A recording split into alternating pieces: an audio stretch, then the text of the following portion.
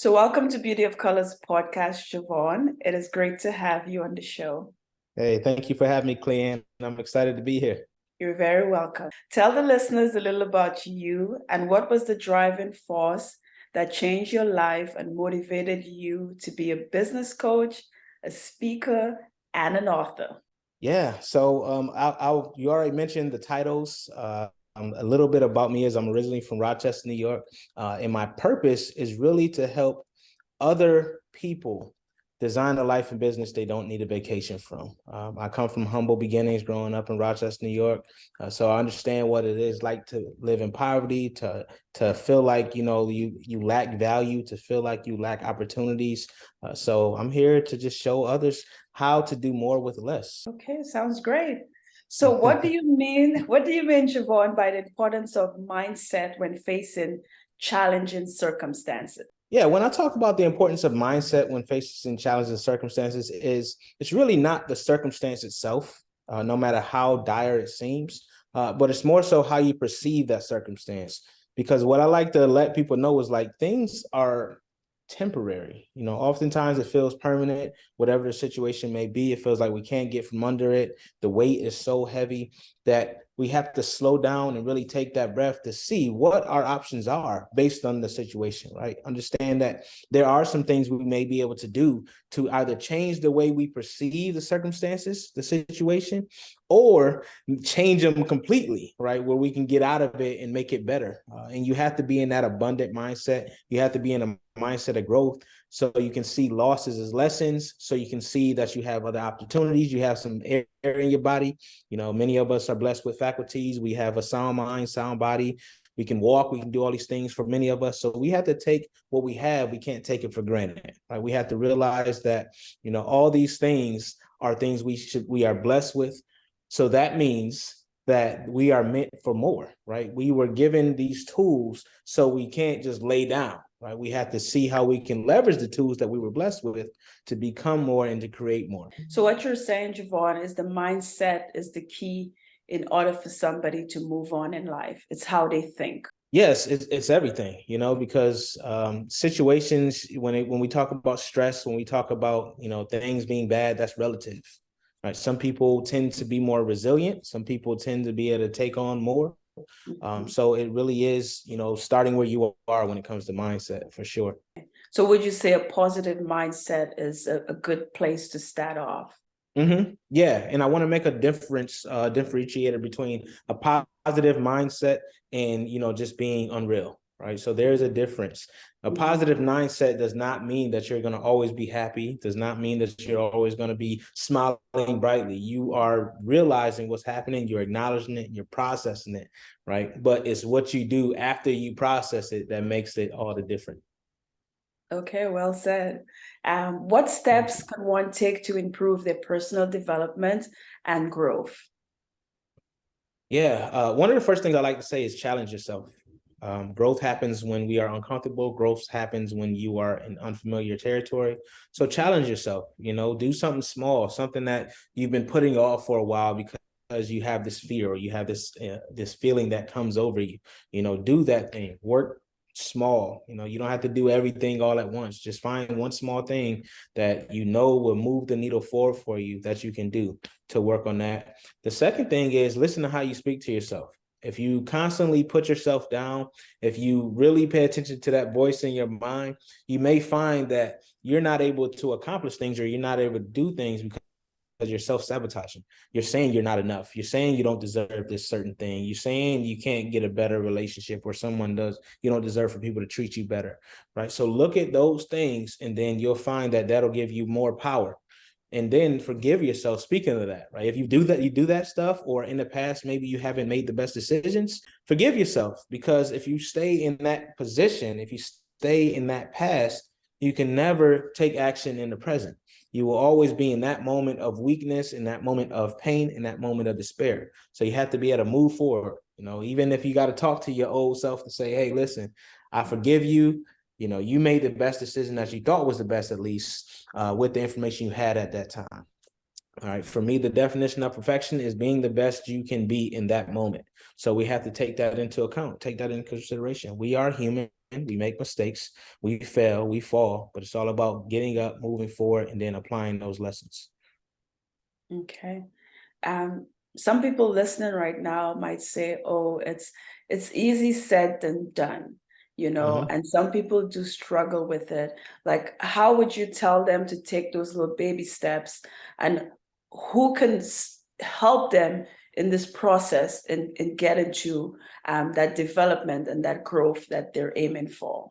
And it is easier said than done, right? It is. That's why we call it mindfulness practice, right? You're not going to be perfect at it. You're practicing every day, and it's like a muscle. So what I always tell people to do is start easily in the morning, right? Get that first win in. I like to practice gratitude to myself in the morning, right? And I do that because it puts me in a place to realize, like, no matter what is going on at that time, I've gone through adversity before and I'm here now, right? I've done something, I've addressed some issues prior to, and that should inform me and tell me that I can do whatever, go through whatever is going through now.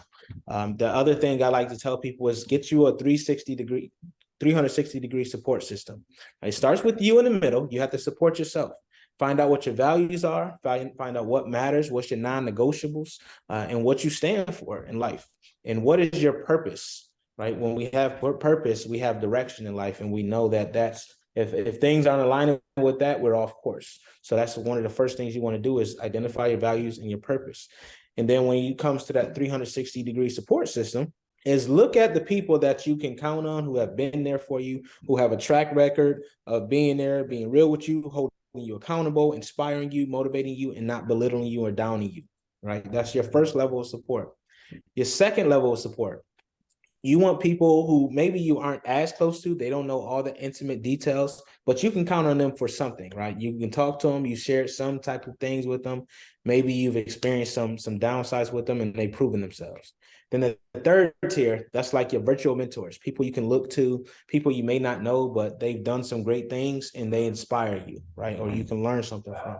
So make sure you have that. And then you also want to have your professionals, your coaches, your mentors, your therapists, right? You want to have them in there too, because you need an unbiased opinion and you need a guide from someone who's been there and done that. So that's really the core of how you can get over it, even if it's hard for you, right? And then again, you got to hold yourself accountable for it.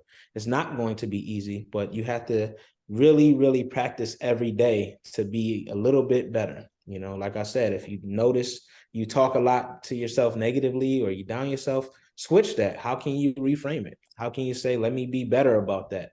Instead of saying, hey, I suck, ask yourself, how can I become better? How can I develop the skill that I'm missing? Who can I connect with? Who can I learn from? Right? Be curious about life, right? Understand that we lose that as adults. Be curious, right? Have a little bit of fun. Don't be all serious all the time. Sometimes you got to let it go and tap into that inner child. Mm-hmm. So you're saying it's like, be careful what you say to yourself. Absolutely. You want to say positive things to yourself. Like, you don't want to put yourself down. You want to lift yourself up. And what we say to ourselves does impact our life and make a difference. So, Jevon, you have helped numerous clients generate more revenue with less effort with a 5 why framework. Can you elaborate a little bit on that 5 why framework? Yeah, so the 5 why framework, this comes from my play. I always tell people to ask themselves why 5 times, right? And that'll find their purpose. So I created the whole 5 why framework. The first why is your yardstick. What is your goal, right? This goes for life and in business. What goals are you looking to reach? What is important for you? The second one is yield. When you talk about what levers can you pull to achieve those goals? What actions do you need to take? Then you have YAR, which is a boating term. It means making it easier, letting things flow with you. How can you make success easier? One, if it's in life, you want to set up your workstations. You want to put them workout clothes out, put the water out so you're going to grab it all, cook before the night before, all these things. It's about preparation. That's how you make things easier. Then you, I see you shaking your head. Yes. Yeah, it's true. Right. Right. And then you have yoga. Yoga is all about strength, flexibility, right? And that's how you want life and business. You want to be able to scale up, scale down, change some resources, add resources as you need. And then be open to change, right? How can you change for the better? That's the fourth why. And then the last one is yearn. Yearn applying to business is your clients. How can you get your clients and employees loving you so they evangelize you, so they're always singing your praises to other people, so more people want to do business with you? And in life, when you think about yearn, it's your friends. How can you get more people to speak about you, your name in a room positively when you're not even in that room? How can you get people to see your value and see that you're awesome, right? So that's about what the 5 whys are all about. Wow, that's nice. So you came up with that 5 why Mhm. framework? Okay, excellent. So tell us a little bit about your book and how can it change one's life? Do you have a copy of it right now or to show I or don't no? have it in front of me, but Okay. yeah, I can definitely talk about it. Right, it's called Okay. "Own Your Kingdom: How to Control Your Mindset So You Control Your Destiny."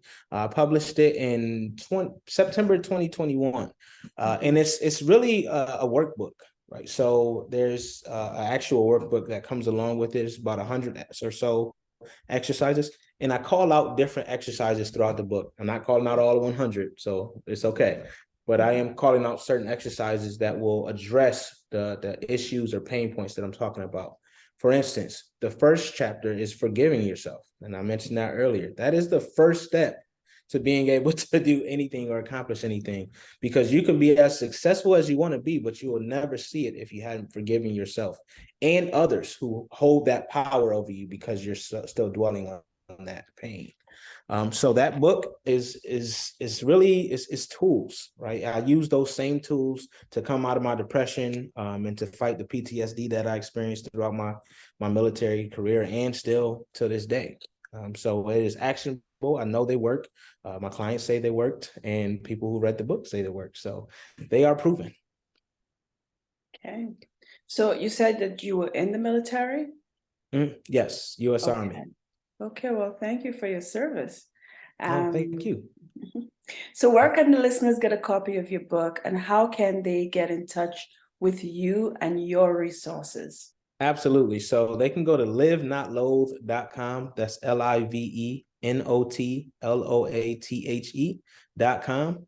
You can get a copy of the book. You can get you a free consultation there, right? You just click the link to schedule your consultation. And you can also connect with me on all social platforms at Live Not Loathe. Okay, sounds great. So do you have any last words for the listeners on staying focused even when they're facing challenges in life? Yeah, slow down. Take a breath, take a breather. Really lean on your past successes to move forward so you can go get more success. Excellent. Well, Jevon, it was great talking to you. It's great talking to you as well, Cleanne. Thank you again for having me. And I look forward to seeing all the work that you have in store.